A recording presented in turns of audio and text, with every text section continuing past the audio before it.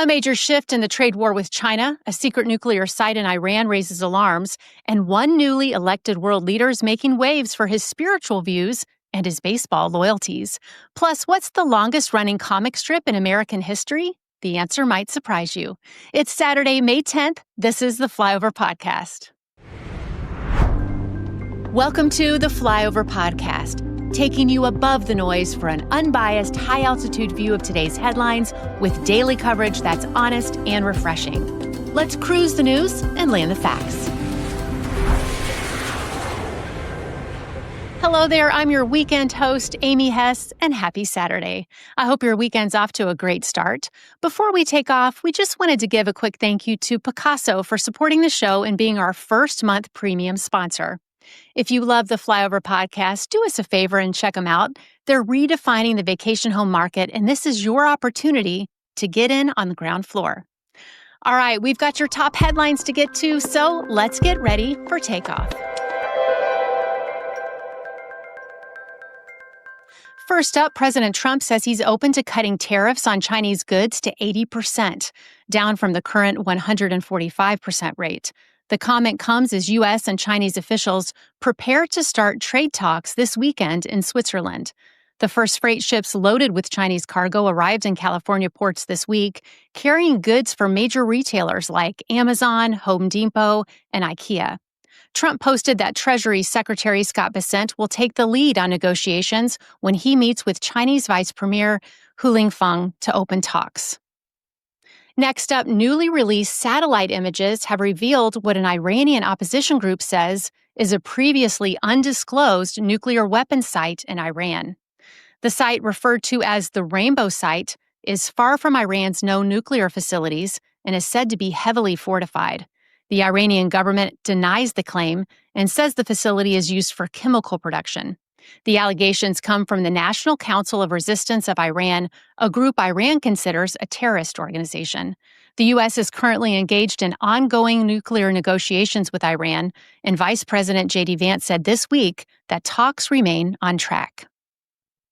And rounding out our top headlines, a new report is out on the most reliable used car brands, and Japanese automakers are dominating the list. Lexus took the top spot with a reliability score of 81, followed closely by parent company Toyota at 74. In total, 7 of the top 10 brands were Japanese. The only American brands to break the top 10 were Buick and Cadillac. Volvo also made the cut as the only European manufacturer on the list. Over 150,000 vehicles between 5 and 10 years old were analyzed across 20 possible trouble areas to determine the rankings. And I have to say, my family were big Lexus fans, so no surprise to see them at the top of the list. Let's dive into the big political stories making headlines this weekend. First, a major figure from the bench has passed away. Former Supreme Court Justice David Souter died Thursday at the age of 85. Appointed by President George W.H. Bush, Souter often surprised conservatives by siding with the court's liberal wing. He served nearly 2 decades on the bench and was praised by colleagues for his wisdom and kindness. Chief Justice John Roberts called his service distinguished and noted Souter's contribution to the appellate court even after his 2009 retirement. Next, Defense Secretary Pete Hegseth has ordered the Pentagon to begin removing transgender troops from military service. The move comes just days after the Supreme Court declined to block the administration's policy while it continues to be challenged in court. About 1,000 transgender service members who have already self-identified are being asked to begin voluntary separation. Others have until June to come forward. The Pentagon says the policy reflects the administration's stance that gender dysmorphia is incompatible with military readiness. And finally, President Trump says he plans to appoint former prosecutor and Fox News host Jeanine Pirro as interim U.S. Attorney for the District of Columbia. Pirro replaces Ed Martin, who recently lost support from key Senate Republicans. Today's episode is brought to you by Picasso. You know Zillow, right? It helped millions of people buy their first home. Well, the guy who co-founded Zillow, Spencer Rascoff, is at it again, this time with a company called Picasso. He has even said he wished everyday investors had the opportunity to invest in Zillow before their IPO. So, here's your chance to get in on Spencer's next big hit. Picasso is reimagining the way people buy vacation homes, and it's already made serious waves. Over $1 billion in real estate transactions and $110 million in gross profits. But here's the thing. You can invest in Picasso right now, just like you would in any company you believe in. Shares are currently available at just $2.80, but that's changing on May 29th. This isn't some far-off idea. Picasso is already operating in 40-plus markets worldwide, helping everyday people co-own luxury homes in dream destinations. If you want to be part of what could be the next big thing in real estate, head to picasso.com/the flyover to learn more. Again, that's PACASO.com/the flyover. Still ahead on the flyover, Pope Leo's surprising sports allegiances, a rising star shakes up Major League Baseball, and world leaders gather in Ukraine for a major security summit. We'll also take you to Japan, where a ticket from 1940 just got someone through the front gate. That and more is coming up. All right, let's take a look at how the markets closed on Friday.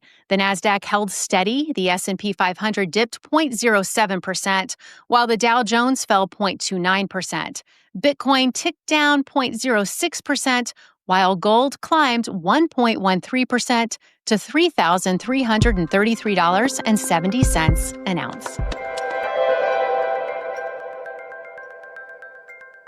Let's take a quick lap around the world of sports, where faith, football, and fastballs are all in the mix today. First up, the newly elected Pope is making headlines for more than just his homilies. According to his brother, Pope Leo XIV is a lifelong fan of the Chicago White Sox, even though his mom was a Cubs fan. And I got to go with his mom on this one. My dad's a lifelong Cubs fan too, and there's just something special about Wrigley Field. But hey, baseball might not be the only sport close to his heart.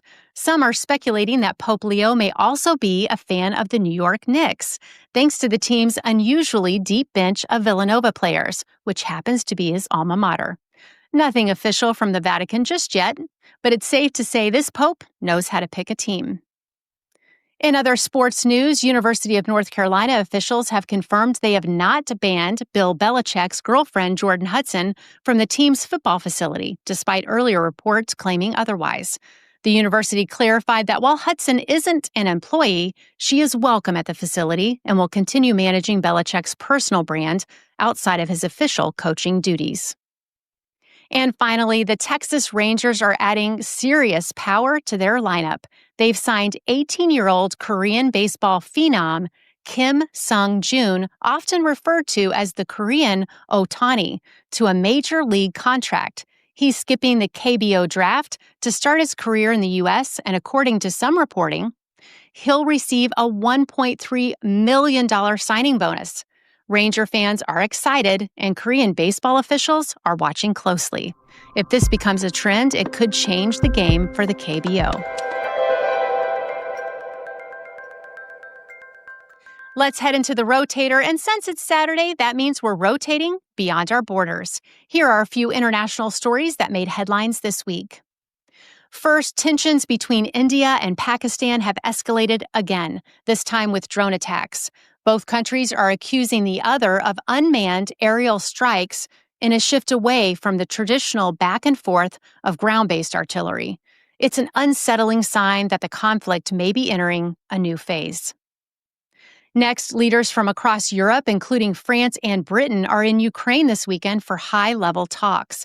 They're expected to focus on how Europe can provide long-term post-war security guarantees and what the continent's role will be in shaping peace and rebuilding efforts. And finally, a story 85 years in the making. A Japanese man gained entry to this year's World Expo in Osaka using a ticket originally issued in 1940. That original expo was known as the Phantom Expo since it never happened due to World War II. The expo organizers honored the decade-old pass, calling it a tribute to history. The man, a collector, had purchased it online as a novelty and figured it was worth asking. Turns out it was. Still ahead, a radar outage at Newark sparks concern for air travel safety. The Vatican sets a date for Pope Leo XIV's public inauguration, and the FDA approves a medical first for women's health. That's all coming up. Stay with us. Let's check out a few more headlines. It's time for Etc. First up, radar screens at Newark Liberty International Airport went dark again early Friday morning, this time for about 90 seconds. Controllers scrambled to reroute planes manually and asked pilots to stay higher in case contact dropped. The FAA traced the outage to a telecommunications issue at a radar center in Pennsylvania.